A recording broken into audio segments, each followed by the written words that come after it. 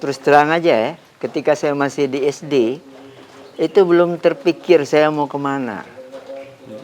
Faktor penyebabnya sederhana aja. Ayah saya umur 2 tahun sudah meninggal. Ibu saya seorang petani. Jadi ibarat saya mimpi, kepengin, umpamanya sukses, nah itu nggak kepikir. Yang mengganti ayah saya tadilah Kiai Haji Abdul Rashid Siddiq. Beliau sayang dengan saya. Kiai Rashid sangat tadi mengharapkan saya menjadi pelanjut perjuangan beliau.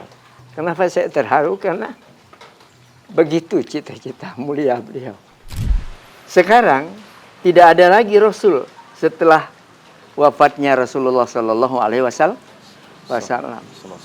Nah, disinilah peran yang harus digantikan. Siapa mereka? Itulah para ulama. Assalamualaikum warahmatullahi wabarakatuh. Tribuners, ada satu pertanyaan yang mungkin jarang kita tanyakan kepada para kiai. Apakah umat ini sedang menuju cahaya atau justru berjalan pelan menuju kegelapan? Nah, pada episode cerita para kiai kali ini, kita tidak hanya akan membahas tentang pesantren. Kita bicara tentang zaman, kita bicara tentang kegelisahan, kita juga akan bicara tentang masa depan umat bersama Kiai Haji Tholat Wafa Ahmad LC. Beliau adalah mudir Pondok Pesantren Raudatul Ulum Saka-3. Kalau yang belum tahu, Raudatul Ulum Saka-3 tempatnya di Indralaya, Kabupaten Ogan Ilir, Provinsi Sumatera Selatan. Alhamdulillah, Kiai, terima kasih sudah memberikan kesempatan, meluangkan waktu untuk memberikan insight dan pencerahan kepada kami semua. Kami mohon izin ini Pak Kiai, kalau diperkenankan, kami ingin sekali memetik hikmah dari perjalanan hidup Pak Kiai sampai hari ini. Mungkin boleh diceritakan Pak Kiai, gambaran masa kecil, lingkungan seperti apa Pak Kiai masa kecil dulu, kemudian seperti apa juga peran orang tua, atau apa nilai yang ditekankan orang tua kepada Pak Kiai? Terima kasih. Saya tentunya ingin mengucapkan dulu terima kasih. Kenapa? Karena ini kesempatan yang mahal sebenarnya. Silaturahim antar kita semuanya, khususnya Tribunus nih, yang alhamdulillah seperti yang tadi sudah dihantar oleh Pak Eko, saya insya Allah sekilas ingin menceritakan sejarah hidup saya. Saya lahir tanggal 15 Maret 1958. Jadi usia saya sekarang ini 67 tahun. 67 tahun, masih muda. Nah, saya lahir di Desa Saka-3 ini. Saya anak bontot dari 3 bersaudara, ayu saya 2 orang, putri semuanya, dan saya bontot. Memulai belajar dulu dari pesantren ini. Sebelum peristiwa G30S, bayangkan, itu kalau sekarang mungkin tingkat taman kanak-kanak, kalau bahasa Arabnya tahdiriyah. Nah, selesainya saya, selama lebih kurang 3 tahun di tahdiriyah ini, nah saya tiba-tiba dapat kesempatan untuk melanjutkan di Palembang, sekolah dasar. Nah itu tadi, yaitu di Sekolah Dasar Negeri 87 di Tujulu. Dulu sekolah SHD itu. Kami menyebutnya sekolah dasar dominannya Chinese. Chinese. Nah, alhamdulillah saya selesai, ya. Di penghujung ya, tahun 68. 69 melanjutkan ke Pondok Modern Darussalam Gontor, Jawa Timur. Ya. Kira-kira jenjang sanawiyah aliyah, walaupun sistemnya KMI, Kuliatul Mu'allimin Al-Islamiyah, durasi waktunya 6 tahun. Nah, dari kira-kira akhir 69 itu saya selesai alhamdulillah 76, Pak Eko. Jadi 76 merantau dan menyelesaikan studi saya di Gontor. Alhamdulillah juga saya dipercaya Pak Kiai untuk mengabdi di Gontor sambil kuliah di institut yang ada di sana, di Fakultas Tarbiyah. Ya. Tapi tidak sampai selesai karena 2 tahun saya menjalankan tugas itu, alhamdulillah Allah memberikan kemudahan mendapatkan beasiswa untuk melanjutkan studi saya ke kota Rasulullah SAW, yaitu Universitas Islam Madinah. Nah, di Madinah alhamdulillah lancar juga. 4 tahun saya bisa menyelesaikan pendidikan S1 saya, yaitu di akhir tahun 1982, Pak Eko. Saya teringat benar ketika pulang, itu pas tahun baru 1983, malam 1 Januari itu. Dari pesawat yang nanti landing di Halim Perdana Kusuma, masih bisa nonton tuh keramaian di Ancol. Keramaian di Ancol. Nah, begitu juga alhamdulillah saya kemudian ini sejak dari Madinah, sebelum pulang itu dipromosikan untuk menjadi dai yang nanti atas nama Kerajaan Saudi Arabia. Kementerian Agama lah kalau kita. Itu Pak Eko, ya. Nah, alhamdulillah saya baru pensiun masuk 4 tahun ini, Pak Eko, ya. Karena di sana usia pensiunnya seumur Rasul Shallallahu Alaihi Wasallam, 63 tahun. Jadi saya 67 nih, makanya saya baru aja pensiun, ya. Nah, awalnya saya ditempatkan di kantor atase agama Kedutaan Besar Saudi Arabia, di Jakarta. Ya. Nah, jadi 4 tahun saya di Jakarta, alhamdulillah tiba-tiba ada kegalauan pada diri saya. Yang kira-kira kesimpulannya nggak tahu, seakan saya itu lewat pertimbangan itu, Tol'at, kamu sebaiknya pulang aja ke kampung kamu. Salatiga.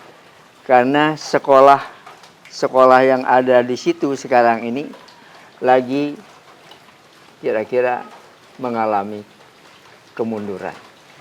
Ya. Jadi Raudhul Ulum ini ketika saya pulang, terus terang aja, santrinya nggak ada 100 orang. Dari tingkat ibtidaiyah, sanawiyah, aliyah. Ya. Nah, jadi walaupun pada saat itu beresiko, banyak orang menasihati saya, coba dipikir dulu, Tol'at.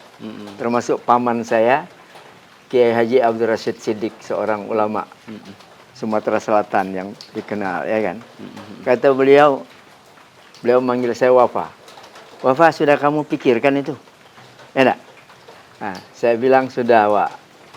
Saya sudah istikharah juga. Nah, alhamdulillah saya datang, ya, dari Jakarta di akhir September, ya.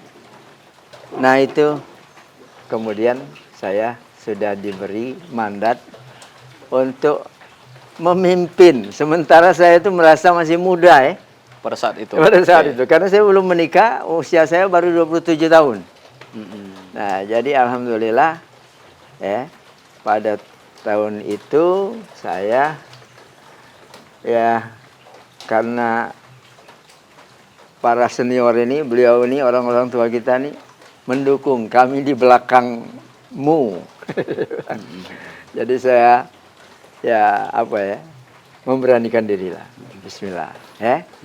Dan alhamdulillah ya, sejak tahun itu sampai sekarang alhamdulillah saya masih ya diberi Allah kesehatan, diberi Allah barangkali tadi ya keteguhan untuk melanjutkan perjuangan di lembaga pendidikan Islam Pondok Pesantren ini sampai hari ini. Tapi kami coba flashback lagi nih, Kiai. Iya, ya. Jadi kan belakangan ini kan ada banyak orang merasa bimbang mau sekolah pesantren atau tidak, Iya, iya. mau masuk pondok atau tidak gitu. Betul, betul. Nah, kita ingin tahu nih, Kiai dulu waktu masa kecil itu pertimbangan masuk pondok gitu. Itu apa, Kiai? Sebenarnya saya terus terang aja ya, ketika saya masih di SD, itu belum terpikir saya mau kemana. Faktor penyebabnya sederhana aja. Ayah saya umur 2 tahun sudah meninggal. Ibu saya seorang petani. Jadi ibarat saya mimpi, kepengen, umpamanya sukses, kepengen memilih tempat melanjutkan belajar saya ke Palembang atau kemana aja gitu ya. Nah itu nggak kepikir. Tapi alhamdulillah pada waktunya ya, nah saya itu diajak oleh katakanlah kakak sepupu saya karena beliau mengantar pada saat itu 11 orang. Jadi 12-nya dengan saya ke Gontor ya. Nah, saya diikutkan. Lalu kemudian saya digaransi oleh saudara-saudara saya yang perempuan ini karena suaminya bekerja alhamdulillah. Dan ayu saya ini juga ada salah seorang guru ya. Nah, mereka mengatakan insya Allah kami siap untuk membiayai. Itu dari sisi biaya. Iya, iya. Nah, jadi seperti itu. Nah, Jadi kalau ini boleh tahu nih, Kiai. nah. Mungkin adakah hobi atau kebiasaan masa kecil Kiai itu yang mungkin orang banyak tidak tahu, tapi berkesan gitu loh sampai saat ini? Ya, ya betul. Jadi gimana ya? Saya kalau dibilang menjalani masa kecil itu, saya happy aja sebenarnya. Saya senang. Dan saya bukan juga orang gengsian gitu ya. Sebagai bukti, selama saya belajar di Palembang di SD itu, saya sudah memikirkan keseimbangan ini, beban yang ada pada saya. Sehingga saya enjoy aja. Pada waktu itu jualan koran. Kebetulan paman saya itu beliau tadi mengelola koran yang ada di kota Palembang. Paman saya Hasan nama beliau. Dan saya sebenarnya itu dengan bahasa beliau itu mengatakan, Bapak, kalau kamu mau memanfaatkan waktu silakan. Nah, jadi sebenarnya begitu aja sederhana. Dan alhamdulillah itu sampai tamat saya nyambi gitu ya. Jadi pagi sekolah, pulang dari sekolah makan, mampir ke rumah. Setelah itu saya ke seberang dekat Masjid Agung itu dulu. Nah itu. Jualan koran gitu. Iya, jualan koran. Nah begitu juga di kampung saya tinggalnya di sebelah Sulu. Jadi kalau di kampung itu kira-kira ada kesempatan saya jual pempek, membawakan dagangan orang nih kira-kira. Saya juga biasa aja keliling kampung ya. Nah itu, melakukan itu. Musim ini layangan, kadang-kadang saya bikin layangan sendiri, saya menjual layangan itu ya. Nah, sehingga terkenal waktu itu ini layangan Topa katanya. Padahal nama saya Wafa kan. Oh. Itu banyak yang tadi ya langganan membelinya dari saya. Bahkan ada lagi yang unik lagi apa? Biasanya di kampung kami itu banyak pedagang kelapa. Ngambilnya dari Penes, dibawa pakai perahu. Lalu ketika naik ke atas itu biasanya kan diolah lagi kan. Jadi dibuang kulitnya itu. Dikerok. Nah, saya dengan sebaya saya itu kadang-kadang orang Palembang bilang mengambil lupahan. Jadi itu. Itu saat masih SD, Kiai. Masih SD.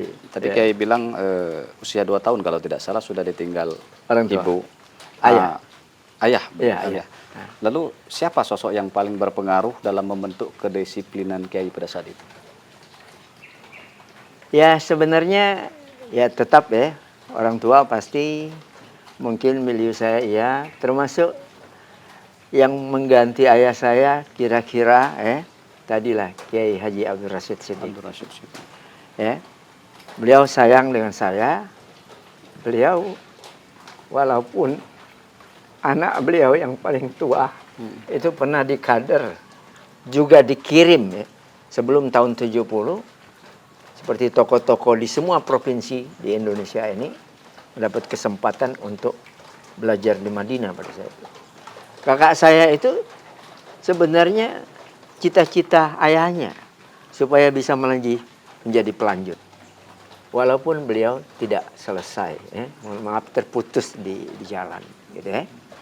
Nah makanya Kiai Rashid sangat tadi mengharapkan saya menjadi pelanjut, perjuangan beliau, termasuk mengurus madrasah ini, termasuk seperti beliau kira-kira menjadi dai nantinya di Sumsel ini.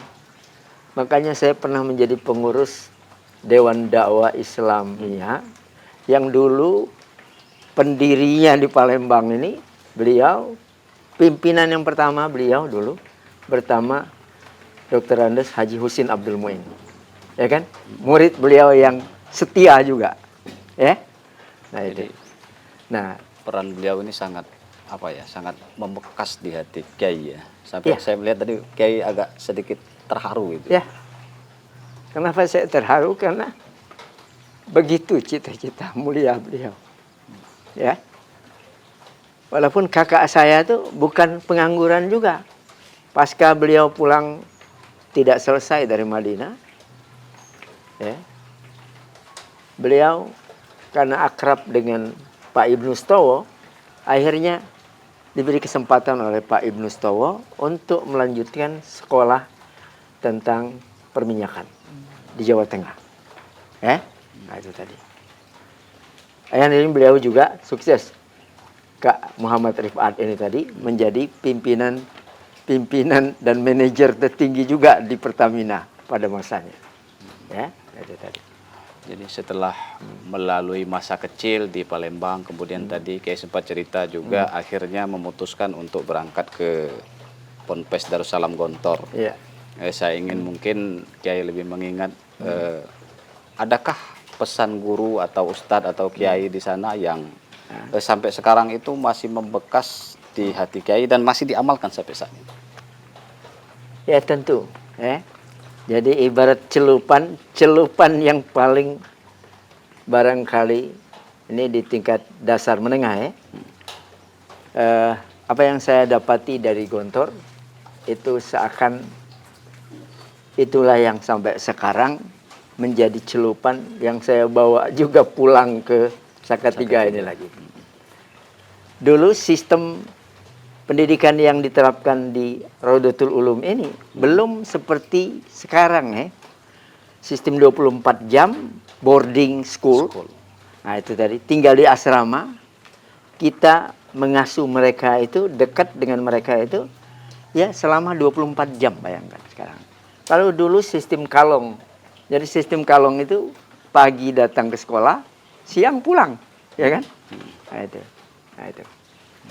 Jadi inilah yang saya coba bawa, saya terapkan dengan tentunya juga modifikasi yang disesuaikan dengan kondisi kekinian dan kedisinian juga, ya kan? adaptif lah. Kalau baca-baca itu literatur itu Kiai sudah memimpin Ponpes ini sejak tahun 86 Kiai. 86. Kemudian mungkin pernah berselang ya di waktu tahun 2004 sampai 2010 kalau tidak salah Kiai ya. Nah, setelah itu 2010 sampai sekarang balik lagi Kiai yang memimpin Ponpes Raudatul Ulum. Nah, jadi selama puluhan mengabdi di pesantren Pak Kiai. Terus melihat juga perkembangan zaman. Apakah Kiai merasa umat kita saat ini nih sedang baik-baik saja atau justru sebaliknya begitu Pak? Ya, dinamika yang kita temui ya sekarang ini ya bisa iya bisa tidak gitu ya. Tapi kita belajar dari sejarah. Ada seorang sejarawan mengistilahkan inilah masa kekambuhan jahiliyah. Jadi bahasa jahiliyah itu bukan hanya bodoh, ya cara berpikirnya, tetapi kerusakan yang sudah begitu luar biasa. Gitu ya. Nah makanya kalau dulu dalam sejarah setiap terjadi kekambuhan jahiliyah, kerusakan tadi yang sifatnya sangat-sangat luas gitu ya. Nah, dan di semua sektor kehidupan. Nah disitulah Allah mengutus Rasulnya. Ya kan?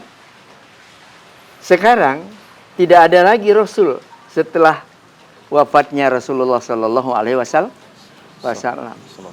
Nah disinilah peran yang harus digantikan. Siapa mereka? Itulah para ulama. Karena dalam hadis itu dikatakan al-ulama'u warasatul anbiya. Ulama itu pewaris para nabi. Yang diwarisi bukan dirham, bukan dinar. Bukan duit berarti ya, bukan kekayaan. Yang diwarisi itu adalah tugas kenabian itu. Ya kan? Tugas merubah tidak tahu jadi tahu dan seterusnya dan seterusnya. Tugas tadi melatih membiasakan satu budaya buruk berubah menjadi budaya baik. Begitu kan? Fenomena buruk dirubah menjadi baik. Kebuntuan dihadirkan solusi-solusi yang tepat. Enak. Nah, begitu. Jadi kalau kita menyebut satu penyakit yang paling serius terhadap umat ini, Kiai, kira-kira apa itu Kiai? Yang menggerogoti umat Islam lah lebih begitu. Sebenarnya cukup banyak ya. Jadi kalau kita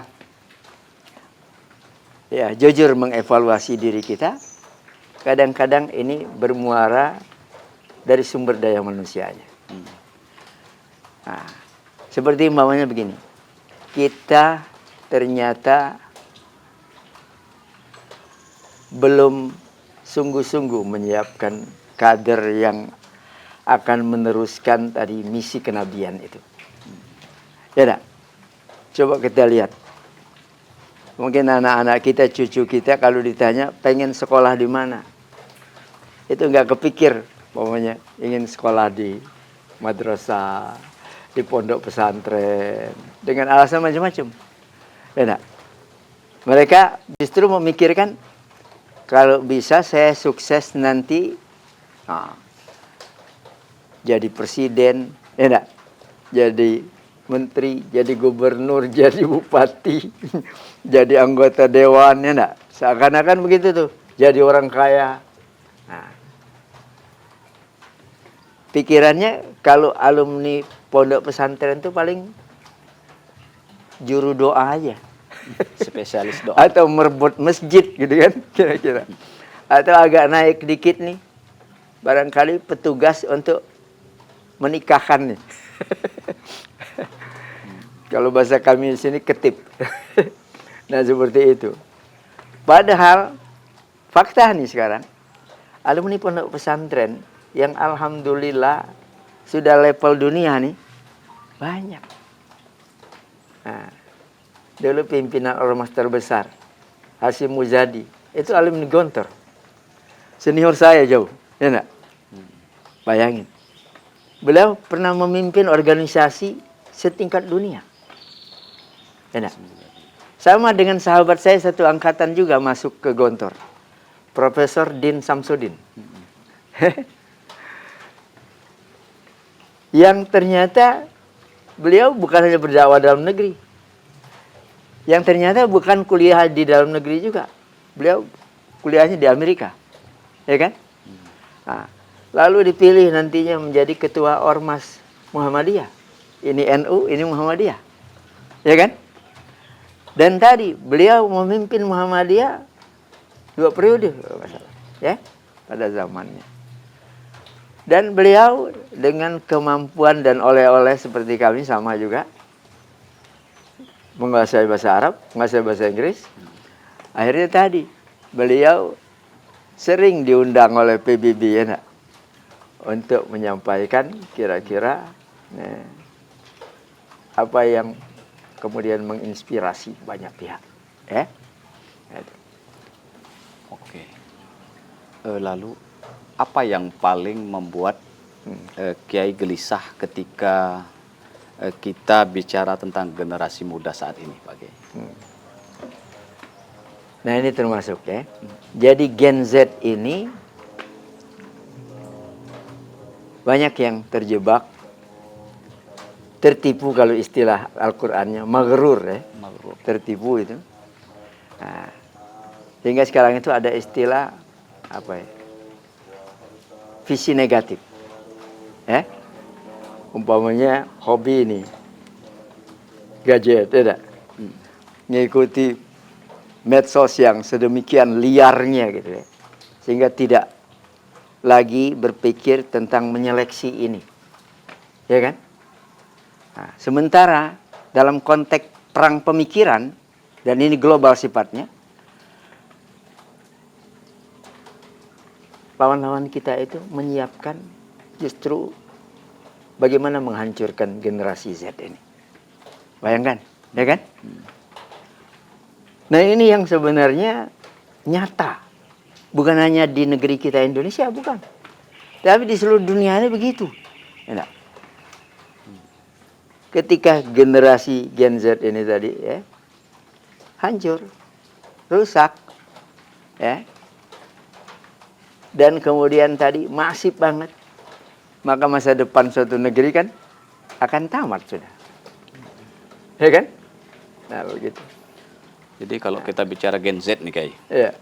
mungkin ada sebagian atau sebagian besar juga ada sekarang ini sedang digodok di sekolah atau di pesantren gitu. Nah, pesantren itu kan mengajarkan kesederhanaan dan kedalaman ilmu. Ya. Tapi di sisi lain juga Ya. dunia ini menawarkan kecepatan dan popularitas. Nah, ini tentu menjadi pertarungan sengit ini, Pak Kiai. Bagaimana Pak Kiai melihat pertarungan ini? Ya. Nah, itulah di antara kendala yang dihadapi oleh baik para kiai yang mengelola pondok-pondok pesantren maupun juga ya para intelektual yang juga mengelola lembaga-lembaga pendidikan, ya. Nah, inilah yang kita coba persiapkan ya untuk mengantisipasi yang tadi itu. Ya, model kami terus terang aja. Walaupun pesantren kami ada SMP, ada SMA. Ya enggak? Ya.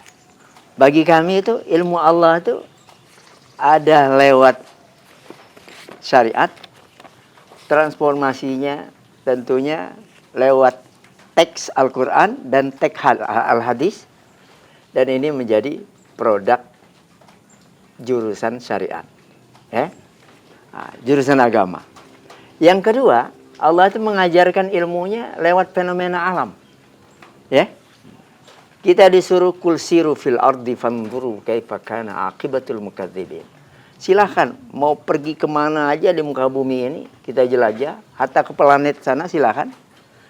Tapi Allah memesankan apa? Fanzuru, nalarilah semua ini. Ya. Nah makanya sejarah sains apapun itu lewat penelitian karya Allah ini. Ya, produk Allah ini yang nggak mungkin salah. Yang salah itu peneliti aja. Tapi boleh diteliti lagi oleh siapapun, ya kan? Nah, seperti jangan jauh-jauh. Contohnya dulu soal apa? Susu apa yang paling produktif untuk pertumbuhan bayi, ya kan? Dulu masih berdebat orang, masih menawarkan ini lebih bagus, lebih bagus, lebih bagus. Produk manusia nih. Sekarang sudah final kesimpulan, ya saya dapat info dari Dr. Usman Said almarhum dulu. Beliau mengikuti seminar di Australia internasional. Kata beliau apa? Pada gilirannya semua dokter itu mengakui produk Allah, ya apa itu? Susu ibu. ASI. Ya, ASI. Ya kan? Nah, itu contoh. Nah, begitulah sekarang. Ya, kalau bicara fenomena Allah seluas, ya saya kira alam ini. Ya Nah, jadi kalau masih butuh penelitian, masih banyak sekali yang dibutuhkan. Ya Makanya ibarat kita, model kami ini, berharap nih anak-anak kita yang kita siapkan dari SMP sampai SMA, mereka silakan.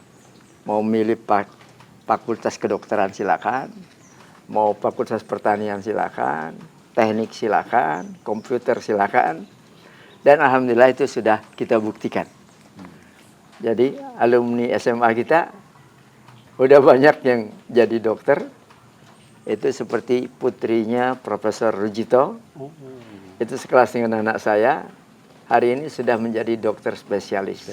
Ya, penyakit dalam. Ya. Nah, ini contoh. Ya, Kiai. Jadi saya pernah dengar tuh atau almarhum Kiai Haji Zainuddin MZ tuh bilang, setiap yang punya awal mesti punya akhir. Setiap yang ada permulaan pasti ada penghabisan. Dari awal tadi Kiai sudah menceritakan masa kecil, kemudian sekarang yang ada di hadapan kami sudah cukup senior. Tentu kan ada masanya nanti Kiai juga pensiun, memberikan kesempatan kepada yang muda-muda.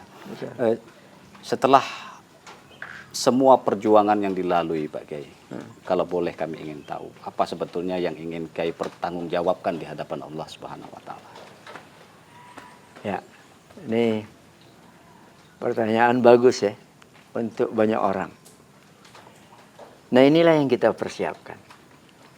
Jadi pertama saya mempersiapkan anak-anak sebagai kader pelanjut perjuangan kami. Saya tidak mengatakan saya sendiri, karena banyak yang membantu saya, alhamdulillah. Baik di Rodotul Ulum ini maupun di lembaga-lembaga yang saya masih dipercaya untuk menjadi ketua Dewan Pembina yayasannya. Seperti di Palembang ada Bina Ilmi di Musi II, ada di Demang Lebar Daun Izzuddin, dulu ada Al Furqon di Basuki Rahmat. Nah itu termasuk ada di Bogor, ada di Tasikmalaya. Nah semua itu sesungguhnya adalah bagi saya tanggung jawab juga. Nah sama, kami menyiapkan kader baik anak biologis saya maupun anak ideologis saya.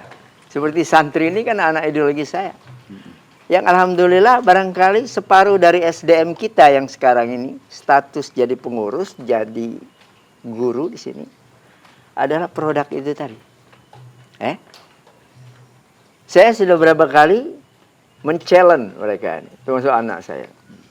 Kamu sudah layak untuk menggantikan orang tuamu. Ya tak? Patah tumbuh hilang berganti ini. Ya tak? Nah,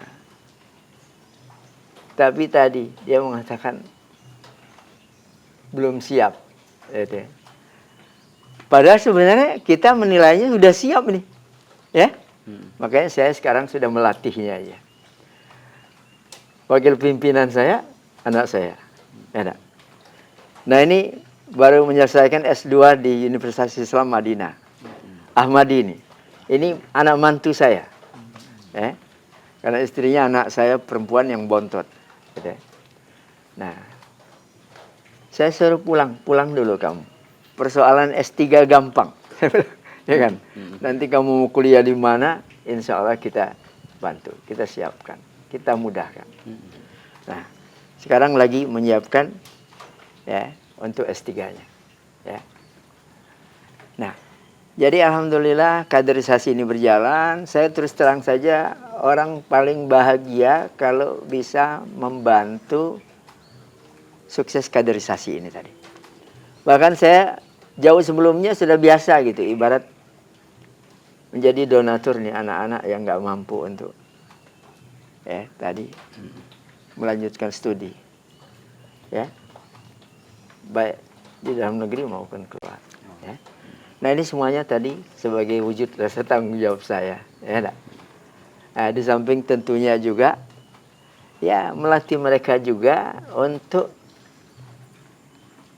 adaptif dengan tuntutan kekinian dan kedisinian ini. Yang tadi umpamanya tantangan yang begitu pesat, ya kan? Begitu serba modern, ya enggak? Nah, begitu menarik sehingga mungkin jadi rebutan, gitu ya. Nah, semacam itu. Bagi saya terus terang aja, bukan harus dihadapi dengan mundur, tapi biasa aja.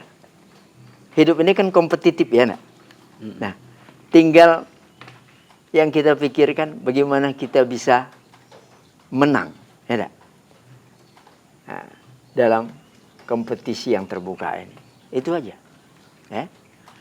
Nah, jadi itu alhamdulillah yang kita siapkan. Benar tadi, ada hadisnya yang ditanyakan Allah nanti kepada kita pasca kita sudah meniti karir menuntut ilmu ini.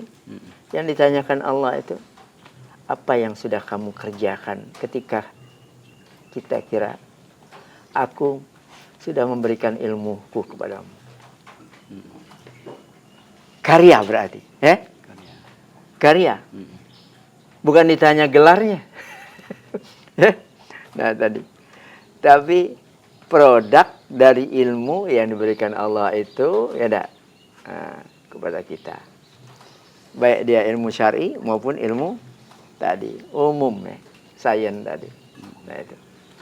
Baik, Kiai, luar biasa ini. Mungkin ini yang terakhir, Kiai. Seandainya Kiai punya waktu 1 menit untuk berbicara kepada seluruh masyarakat, utamanya Indonesia, apa yang ingin Kiai sampaikan? Ya, sebenarnya banyak yang akan saya sampaikan. Dan oleh karenanya sekarang ada istilah dakwah lewat tulisan, dakwah lewat media, seperti saudara-saudaraku hari ini mewawancarai saya. Ya, hari ini saya bicara di sini bisa jadi bisa didengar, ya, Insya Allah. di jagat raya ini, gitu ya. Nah, karena kita sudah menikmati itu juga, ya, seperti dosen saya dulu, Dr. Yusuf Qardawi, ya. Nah, tadi kita bisa menikmati pencerahan dari beliau setiap hari mestinya, ya, lewat media. Makanya saya juga bangga dan bahagia hari ini, ya, dikunjungi, diajak ngobrol model begini nih. Sehingga pesan dakwah ini tidak terhambat, gitu ya. Kalau model lamanya butuh dijemput dulu, dijadwal dulu. Harus kemudian hadir. Tadi audiensnya terbatas, ya kan? Model dulu saya sehari paling sekali diundang, jauh lagi, ya. Tadi hanya bicara dengan orang yang terbatas jumlahnya. Tapi sekarang kan alhamdulillah dengan fasilitasi semacam ini luar biasa. Nah, ini juga anak-anak saya ini juga ikut belajar juga nih. Ya. Mohon maaf nih Pak Eko, ya, nak. Insya Allah ilmu bermanfaat nih. Sama-sama Pengalaman bermanfaat. Sama-sama belajar ini, Kiai. Ya, ini buat anak-anak kita model ini. Kami kadang-kadang podcast, ya enggak?